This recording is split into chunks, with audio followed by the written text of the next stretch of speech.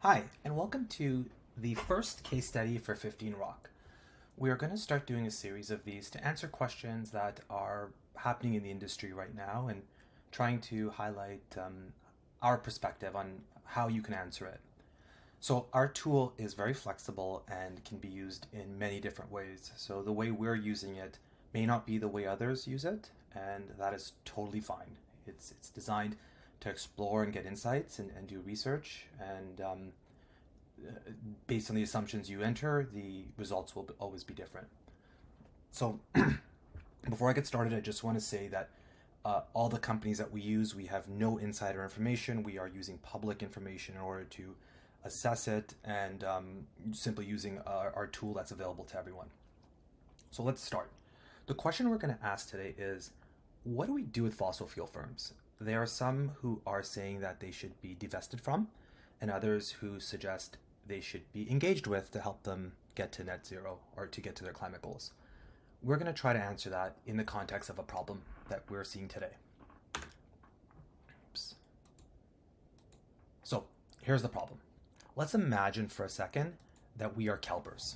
So CalPERS recently was in the news because I believe some politicians are trying to push forward bills that would require CalPERS to divest and like from fossil fuel firms.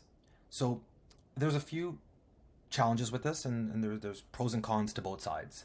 So I guess if you are an advocate for divesting, then the argument could be that these fossil fuel companies harm the environment, and by divesting, you are not supporting them financially anymore. And I believe that is the primary idea that the people who are pushing this are discussing. The other side of it is if you divest, you are still exposed to the same environmental risk. The environmental risk, if that's the goal, does not fundamentally change. The other thing is these are assets that are in benchmarks that pension plans such as CalPERS are using to pay their liabilities, which is to the people who rely on their pension, as well as if they are not invested, then they may not be able to actually have a seat in the table when they get to like when the oil companies are being spoken with. So I believe CalPERS is one of the top 20 or 25 shareholders of firms like Exxon, as well as many other oil companies. And yet also CalPERS is part of various climate initiatives as well, and I believe they founded quite a few. So they obviously have a view, but our goal here is to figure out what should CalPERS do. So again, we have no inside information to CalPERS. This is just based on news and information that's publicly available. But let's, for fun, pretend we are CalPERS. So what would you do? Would you invest or divest? So first, let's maybe set up the goal of this report. I'll start at the bottom, but the question ultimately is, what should CalPERS do? Should they invest or divest or engage? The way we're going to look at this is in two ways. One, we're going to try to assess and figure out Exxon, which is just an example company, but it is one of their largest holdings as per their most recent SEC filing. We're going to assess what are Exxon's priorities and how are they related to climate change? And could we perhaps figure a way to engage them more? And is it worth it? The other is we'll look at the valuation and how much at risk are they? So that makes sense. Let's move forward. So I think before we go to the valuation side, let's start about the cognitive side or the assessment of intent. So this is going to be a new idea for many within our system. This is a private beta right now, and we are working with some fund managers as well as some asset owners, and this is what we are doing. So I'll explain to you how it works. And I appreciate for most people this will be the first introduction to this kind of idea. But effectively, the way we're looking at this is we're looking at trying to assess what their ideas are. And we use various approaches. And if you want detail, please feel free to reach out. But we're looking at how big an idea is to them. And then we're looking at the secondary aspect, which is, I think, even bigger sign of intent, is how integrated those ideas are into the other ideas. So if I can give a personal example, which might not be that great because it's January, it's February, and we've I don't know how we are doing on our New Year's resolutions, but Some people really think about working out. They might join a gym. They might talk about gyms. They might even get all the workout magazines and get the fancy new workout sneakers. And those ideas are very connected. So it's like the idea of working out is connected to the shoes, to the magazine, to the poster of Arnold Schwarzenegger they have, or whatever whatever they're doing, and that shows the depth of the idea. But just like, I don't know, at least I've faced, if that idea is not integrated in the rest of your life, then often other priorities take over. You might have the greatest intentions to work out, but if you're running late for work constantly, or you just don't have time, or like, you have to take the kids to school, these priorities start to overwhelm you, and they basically trump the idea that you originally had about working out. So similarly, what we're looking for is we're trying to figure out how big of an idea it is to the company. So how important is climate? How well thought is climate change for them? But then how is it related to their other ideas? And if it's related to the other ideas, then just like if you consider fitness an integral part of your life, you might take the stairs at work. You might like stand up on a standing desk if you have access to that at work. You might take part of your lunch break to go for a walk. You'll find ways to integrate fitness into other areas. And if we can see how integrated an idea is, we can also see how much the company will look at this. So I will revisit this idea, but just keep this idea in your head. And I hope I didn't make anyone feel bad about their New Year's resolutions. And I will quickly go into the valuation. So let me just open the valuation. So again, we used CalPERS public data. This is nothing private. And this is, we broke down their energy holdings, energy and utility holdings. On our system, we can break down any attribute you want on a financial statement. You can select any climate scenario. In this case, I'm using the net zero 2050 world scenario. And we strive to be the fastest to do this. So you can literally just click between scenarios and in a few seconds have scenarios on your portfolio. And we're doing this for scope 1 and 2. We could do it for scope 3, but just for simplicity, we're doing it on 1, 2. Scope 3 is just a click. In my version right now, I don't have access to scope 3, but if you switch to our pro account, the scope 3 option is available. And the only categorical filters I'm doing right now are just on energy and utilities. But you can break it down by country and various other factors as well. So as you can see, their biggest energy holding between energy and utilities is Exxon. And if we scroll here, you can see what their current shareholder equity is, what they would need to reduce it by, and what the difference is. It's about 9.5 billion, which under this scenario and their current carbon reported data, that gives them about a risk of 2.8% loss, or reduction in shareholder equity, I'm sorry. And what we can do is we can just click on the company, and I'm just going to open another tab here. Just give it a second. It's loading. And we can see kind of what their scope 1 is, their scope 2, scope 3, and so on. Obviously, their scope 3 is huge. You can see if there's any projects that they're working on, so they're not really disclosing any projects yet. And then we just go directly to their financials. I think that's where we're doing it. So if we go into their balance sheet, and I just have to select that same carbon scenario that I had before, so net zero, 2050, boom, and you just applied a climate scenario onto a company, which the Federal Reserve is trying to get these banks to do, and if they fail, they have no reason to, because we can do that in a few seconds. You can see there's a carbon liability of 9.5 billion for their scope 1 and 2, and that increases that increases liability by 5.8% and reduces shareholder equity by 2.8%. So there is quite a bit of liability for them here. I'm just going to switch to the Pro platform for a second, and let's just incorporate scope 3. Okay, cool. Scope 3 is there. I'm going to go to net zero. And with our Pro platform, you get all the world scenarios here. So let me just go back to the world, because that will make it easier to compare. And we can see the difference with their scope 3. Once you look at scope 3, then it's 97 billion, which is 60% increase in liability and a 29% decrease in shareholder equity. So when you factor scope 3, it's definitely a problem for them. And I think this is a good way of looking at a company to understand what the embedded climate risk is within their business. You can also do DCF models. So you can look at the company. I'm not sure their stock price. I'm just going to guess $100. I'm going to put a terminal growth rate of 3 and revenue growth rate of 5 for 5 years. And we can see what that looks like on their cash flow. Oops, I'm sorry. Let me just make sure I'm applying the same scenario again. Sorry, we have a new version and it's going to save your previous scenario. So that will be a little easier. But it's very easy to flip between scenarios and see how they'll perform in different countries.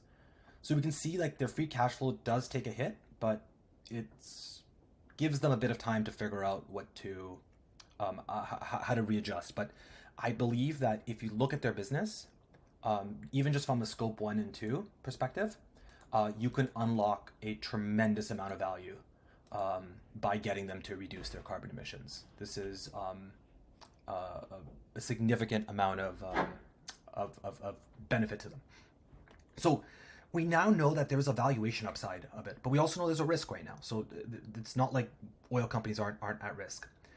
So we can go back in and we can go and look at, like, for example, CalPERS and their public equity portfolio versus other industries and versus like the S&P, and we can dig into that. That's maybe for another day. So what we can do is, let me go back to the presentation. So we now know there is a valuation impact, that we can actually unlock value potentially by helping them mitigate their climate risk. But are they receptive to that? And I think this is where this intent analysis comes in. So if you take all the ideas that they've talked about in their last public filings, in their earnings calls, and a few other data sets, you can see that the low carbon solution is actually it's not integrated very widely, but it is fairly well integrated in them. Think of this as like, penetration of that community to other communities. And it's very interesting. This is not like, I'll show you another example later, but they are actually thinking about this, and this is fairly embedded in their business. Now, I'm not yet able to assess why. It could be existential issues. It could be the management sees this as the future. It could be any number of reasons. I don't know why it's important to them, but I can see that this is an important and major concept to them. So maybe let me go back. The way we do this is we look at the idea, and then we look at the integration to other ideas. But we also take different layers of it. So think of the idea of, like, say, Romeo and Juliet. It might be based on love and grief and different ideas. But then if you go down, it might be based on relationships, and then maybe below that's family, and the ideas build on each other.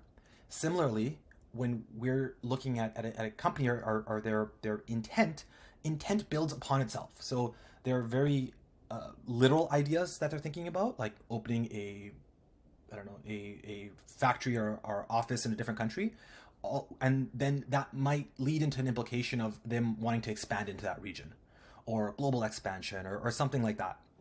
So level 1 for us is like the deep meaning and the deep ideas and intent that they have. And then as deep as we can go, we go usually 10 to 20, but we can go over 1,000 levels deep, depending on the content we have. You get to see the ideas that build up into it. So for simplicity and to hopefully not confuse people, I'm just going to start at level 2. But in production, it's probably better to start at level like 10 or 20 and then quickly build up. So level 2, they're really interested in supply demand economics, portfolio management, commodity cycles, financial analysis, but they also do care about carbon technology. And this is very interesting, right? These are the ideas that build upon to their deepest ideas. And when we also study it, we can see the gaps. So generally in our examples, the next two, you're going to see the largest gaps are with the lowest intent areas, but this is not always the case. And what we're saying here is we're saying that they somehow aren't fully connecting the idea of like competitive global kind of like landscape and oil production. And they might be, I'm not sure specifically about Exxon, but they might be having maybe worker issues, or maybe there's certain demand issues in different countries that's affecting production. I'm not really sure what specifically is going on with this company. So we totally just analyze it through like AI and financial valuation. This is what 15 Rock does. So at the very deepest level, the insight we get is when we aggregate their ideas, they actually are talking a lot about a low carbon plan. It is actually one of their top concepts that they think about at the highest level. Um, and then they think about commodity pricing and other issues. Again, their largest gaps are again the bottom, but they're looking at, like, they're trying to understand the global transition. I'm assuming to net zero, and social policies and how that's going to work. So these are interesting concepts. If you have access to Exxon's executive team, these are probably the ideas you want to help them answer, and I'm sure they'd be very receptive to that. So these are levels. So imagine a way of thinking about this as when you go out and meet your friends, and you're out in the real world, you have like your surface level, your identity, your persona. But if you go deeper and deeper and deeper, that's built upon different layers. So what we do, and I'll show you in a second, these are just showing each individual layer. But what we can also do is aggregate those layers. So imagine, this might sound a little weird, but imagine you have a dream where you're like a superhero and you're fighting crime across the world. Now, you might be different. You might have six-pack abs and a cape and some cool stuff, but there'll be some attributes of you that are similar. They might have the same voice as you still. They might have the same sense of humor. These items would be like the same across different layers, if that makes sense. So what we do is we look at each layer, but then we also look at the aggregation of those different layers and how the consistency of that building up.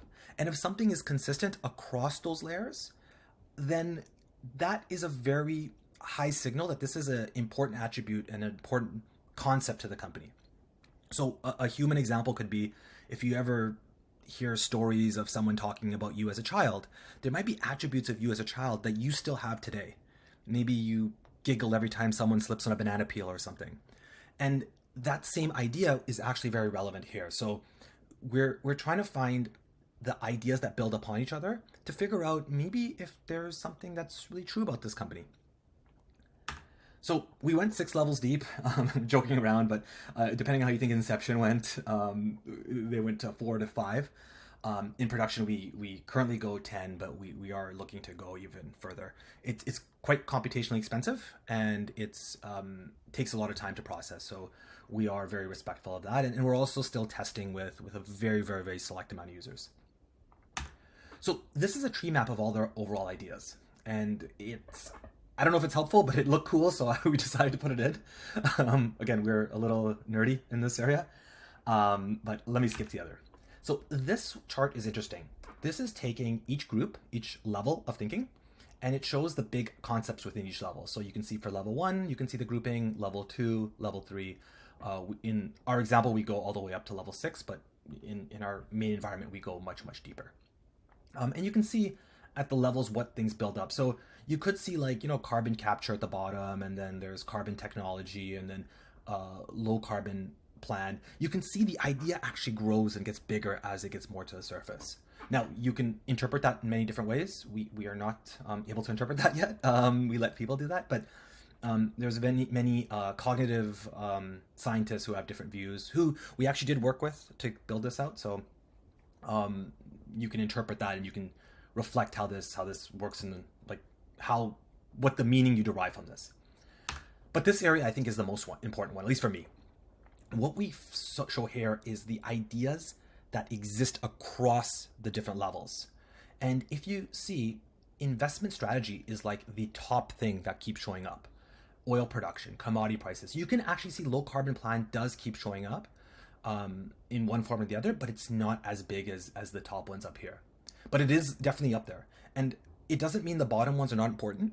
If you're doing like 1,000 level deep, then this may not be important, like the bottom ones, but because it's a 6, these are actually still very important. But what you can do here is, if you really want to make a difference on climate change, and you truly, truly want to, and you're not just talking about it, then when you talk to Exxon, what you would need to do is try to get them to think about low carbon emissions in concepts they already think about. And I think that is the critical insight that this tool can give. It can show you the valuation side of it. So you could use the valuation to talk about the balance sheet, but you can also talk about the valuation to show them how to leverage an investment strategy to create more value. And you can perhaps tell them that by investing in low carbon solutions and investing in changing their business, they can actually unlock more and more value that allows their investment strategy to go further. And that is I believe, a fairly large insight. So I know this is getting quite long, but I hope this is fascinating so far. So let's conclude. And I actually have another presentation quickly after, but it'll be like less than a minute. You can clearly see that, well, maybe another point here is Exxon does have climate risk. It's no joke. It's embedded in their business. It is a major problem for them. And if you factor in scope 3, it is a huge valuation problem for them. But Exxon does care about climate. And again, we don't know why. We can assume why, but we can assume they care about climate based on the depth of the ideas as well as the integration with other businesses. Climate can be integrated further for Exxon. You just need to figure out the right things to talk about. The example we use in the team a lot is my dog recently was a little sick. She doesn't like eating antibiotics, but she loves eating chicken. So we give her antibiotics that's flavored like chicken. So when you engage people on something they care about and you bundle that with something that maybe should be done, I think you're more likely to get results. And lastly, I believe that if you can succeed with this, and I believe Exxon and companies like them are interested in mitigating this risk, a lot of value can be unlocked. And I know it's really weird to have a climate tech company, and I consider myself an environmentalist, advocating that we should work with Exxon, but the data to us doesn't lie. And it's not subjective. So here's another example. Investor asked us to look at a company called CleanSpark. This company calls themselves America's Bitcoin miner, but they talk about being sustainable. They share on their website about how sustainable they are. They talk about it at conferences. They are all about being the sustainable Bitcoin miner. We went 20 layers deep for them, and we barely found anything related to sustainability. They were more concerned about their finances, the price of Bitcoin, and crypto-related technologies. I'm not saying that they're a bad company or anything like that. That's not an area I can make an opinion. But from our tool, they do have climate risk, and they do not seem to have the same level of intent. And I think I would argue that looking at intent is a very interesting metric to get to net zero. So thank you very much. To conclude, we feel like this is like Inception, going down deeper into people's or companies' ideas, but love to know your thoughts. This is a highly private beta right now, and we are still open to working with other people, but you would have to reach out to me personally, let us know specific companies you're thinking about, or if you're an asset owner and you're looking to assess a asset manager, we have been doing that as well. So reach out if there's any things that you find interesting, or you have any feedback or just anything. And if you want us to study another case study again, just let us know what you think we should look at next, and we're happy to do it using our tool. Thank you, and have a wonderful day.